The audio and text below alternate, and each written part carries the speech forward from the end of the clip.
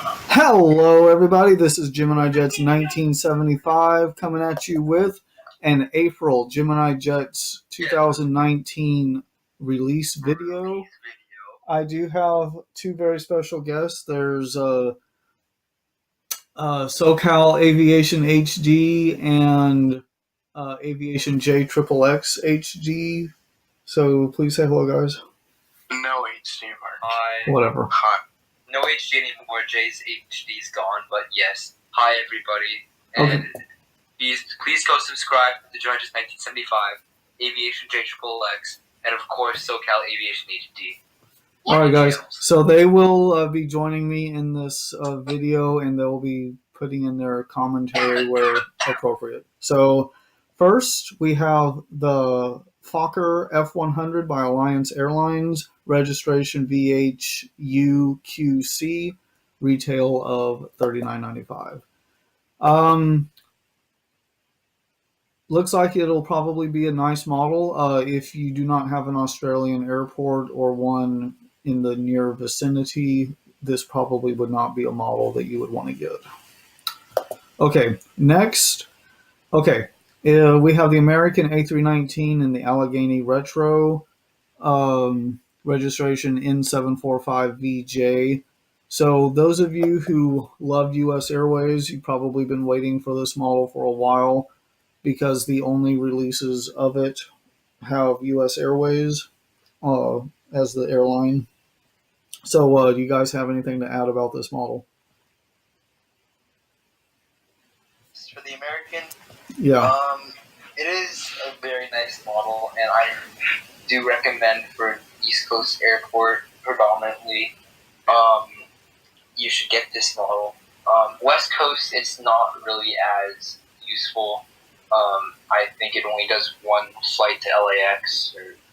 LAX and Phoenix is where they fly. So if you have an airport with an American hub, or if you have it on the West Coast and you operate Phoenix frequently, I think that you should get that plane, even though those liveries are more frequently based in Reagan and Philadelphia, Charlotte, etc.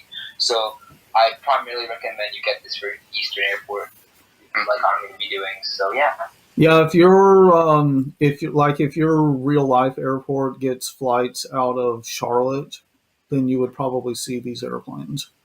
Yeah, because they basically go in and out of Charlotte and DCA in real life. Yeah, because my airport's in Massachusetts and Boston gets a hell of them, so it makes sense.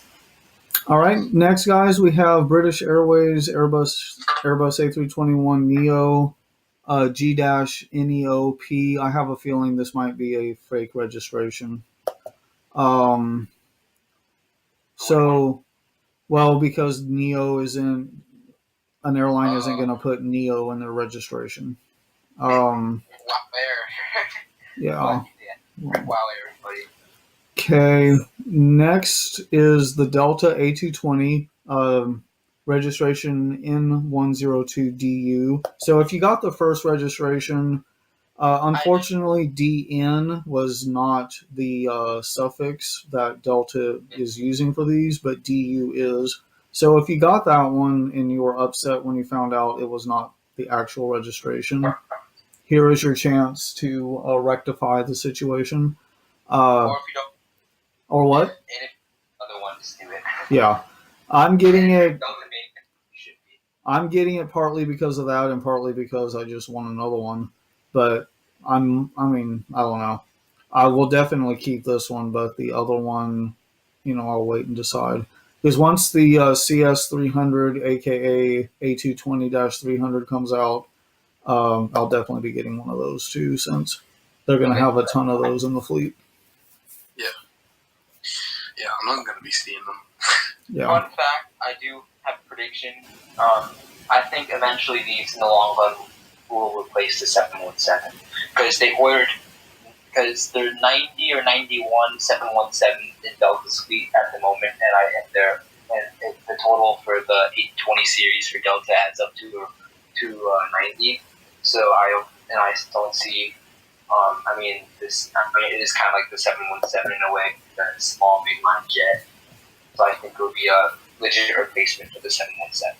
I think eventually they'll do that. Right now, the Delta CEO has said that they're primarily for growth, or not growth, but for replacing and upgauging RJs. But we'll see, you I know, don't know about that. how that. I mean, the CEO of the airline said that, but we'll see what actually happens. And more it's for mainline, though. That's the thing. And a little regional too. Well, no, they are mainline, but they're replacing regional jets and upgauging the mainline. That's what their purpose is. That makes sense. I think this E175 does that more predominant for regional. Let's see. The next one we have the Etihad 7810 registration A6BMA. Very nice looking model. Sadly, Etihad is having some massive financial problems. I'm wondering how much longer they'll be around. If they weren't in the part of the world that they are, they would probably have been gone already, but that's for another discussion. Next is, let's see here.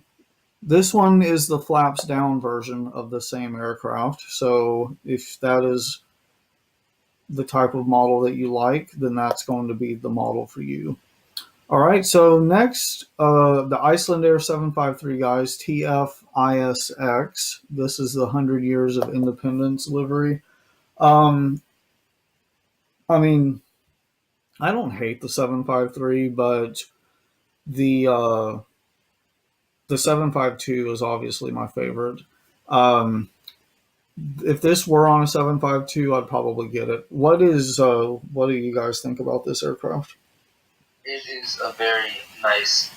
I mean, honestly, I'm not really a fan of the livery, to be honest.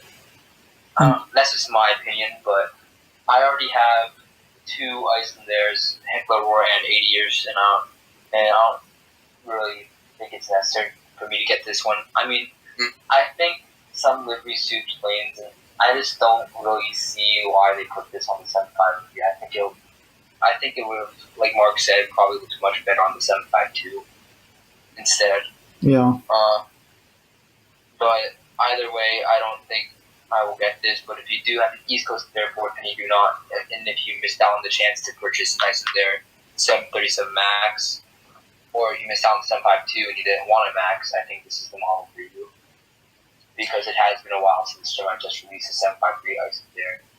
And the one they did release didn't have winglets, and I think they all do now. So if you still need that, then I recommend you get the model. Cool. Okay. All right. Next, guys, we have a classic, or soon to be classic, the KLM 744 PH-BFW. Retails for $60. That's a little dumbfounding, but whatever. Okay, so if you love KLM, if you love the 744, this is obviously the one for you.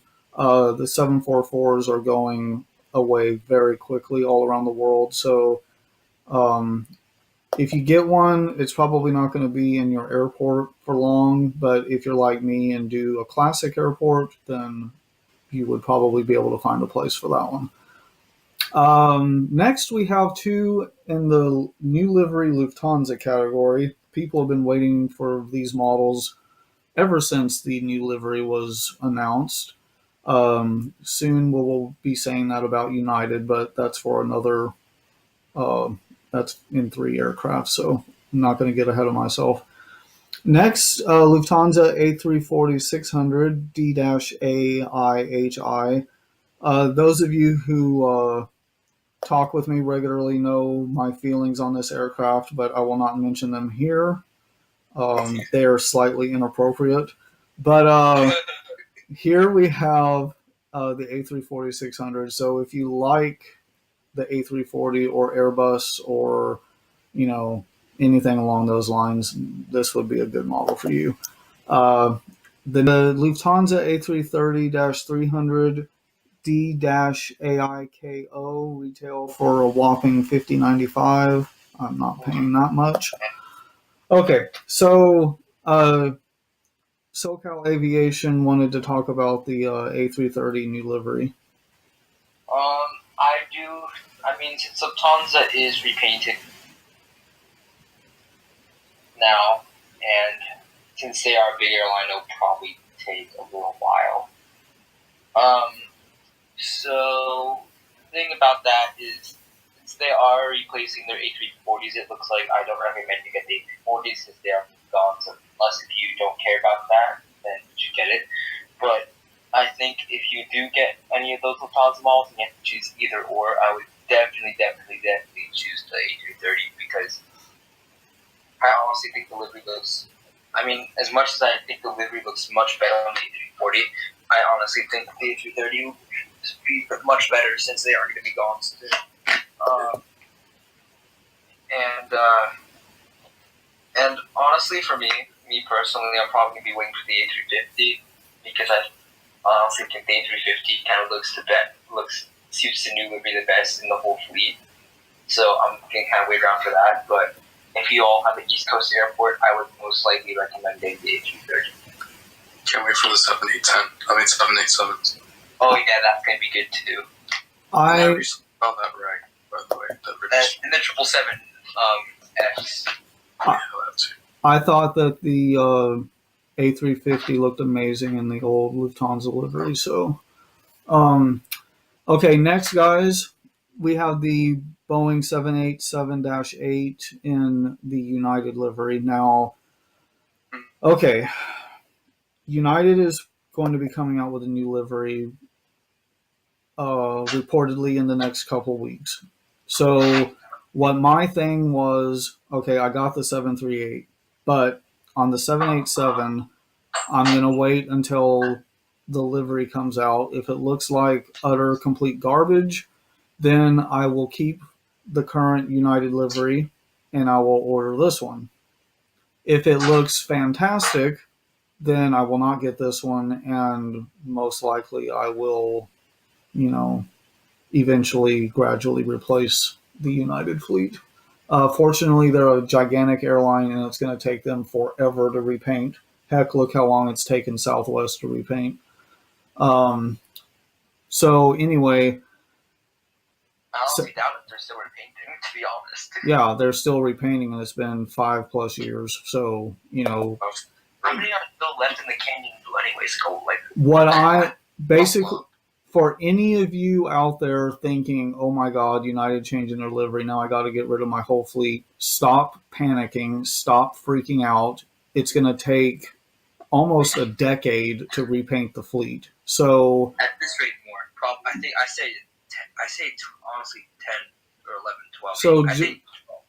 Yeah, just gradually replace your old fleet. As a new model comes out, then get the new model. Don't just sell the old fleet, and then you're not going to have United, because it may take them 6 months to replace a new to put out a new livery model. Look how long it took for the Lufthansa models. But anyway, and look how long it took for the Alaska A320. Yeah, so enough of the soapbox, but that's how I feel. Okay, so next, guys. Whoops, what's going on here? Next, we have the WestJet 787-9 registration C-GUDH. A little bit of an interesting registration, but oh well. Okay, this is an absolutely amazing aircraft. Fans of WestJet have been waiting for this model for a long time. Ever since WestJet said, we are buying 787s to expand. So, those of you know, I do have a Toronto Pearson airport that I make videos on periodically. So this is going to be a definite fit for that. So I will be getting this. You guys, my special guests, I know what one of you thinks that you're not getting this. What about the other one? Well, I'm actually excited for this one. I actually wanted it to come out. Like, once I found out that WestJet was getting the 787, I was really excited upon it. And now, since Gemini is releasing it, I'm really, really, really happy. Oh, yeah. I really like the way it looks on the 787, and then I like the livery fit perfectly well with it. I just think it's a really fantastic model. Gemini Jet did a really good job on their new releases. So, yep. I think it's also good because Gemini Jet's just kind of been in a little bit of a slump lately. As most people are very mad, and I think they kind of capitalized in a big way this month, and I think it's going to be very difficult for people to choose which ones they want.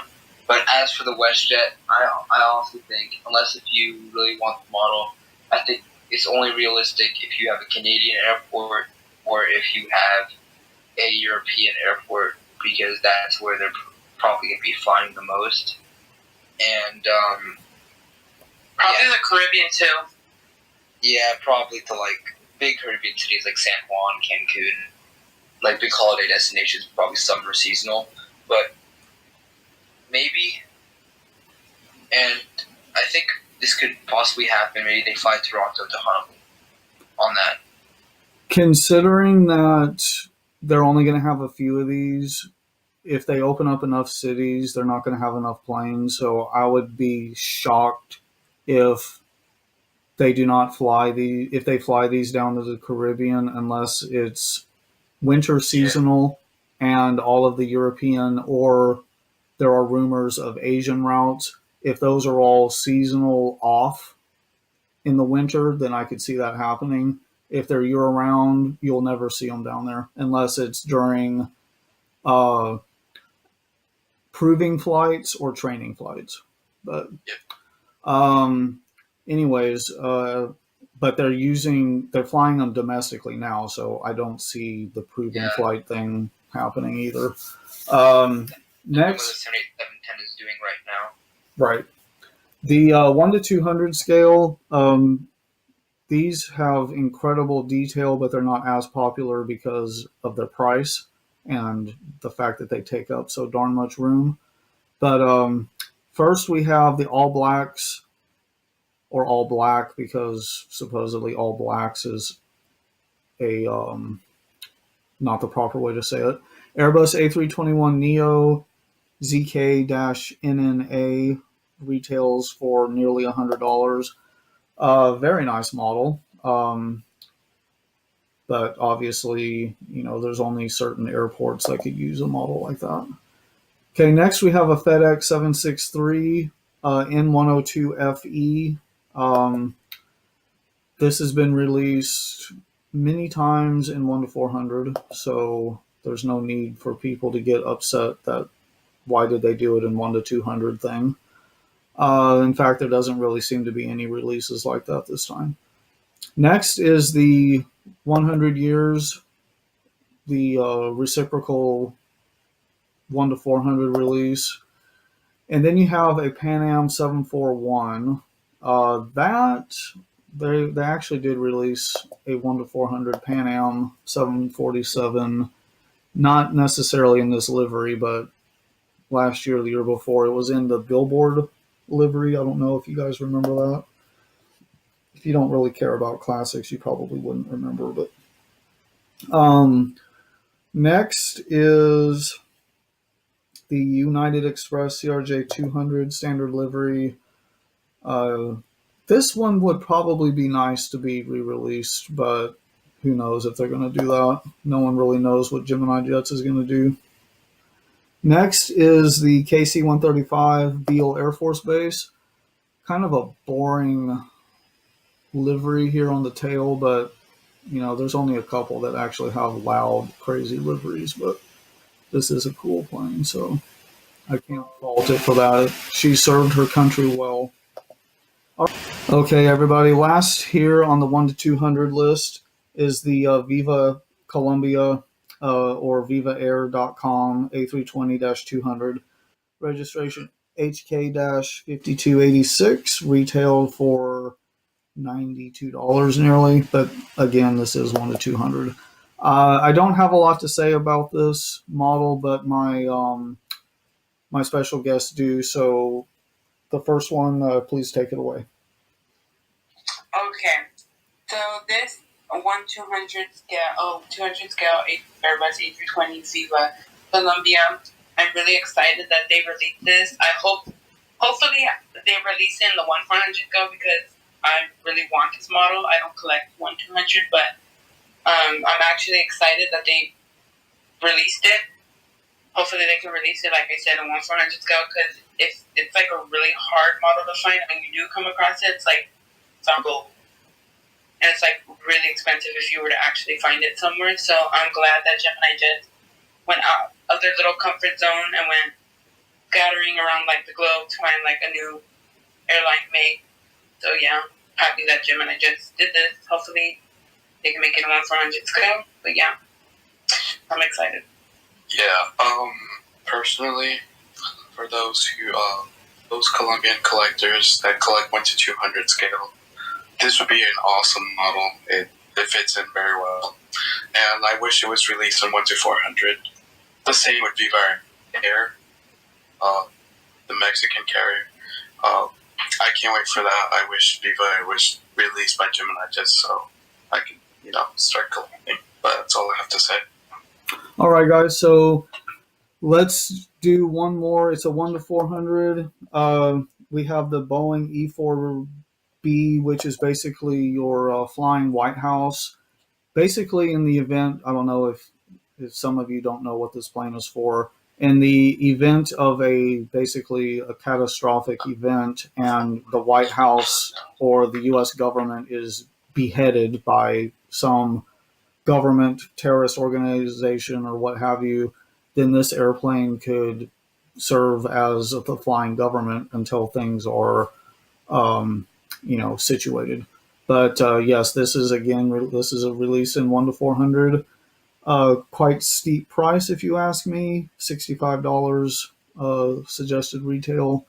I really hope that if you buy models, that you get them from a retailer or from eBay, because anyway, I'm not going to get into that.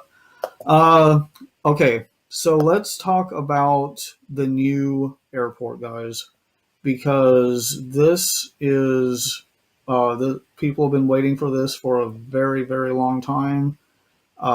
It looks absolutely incredible.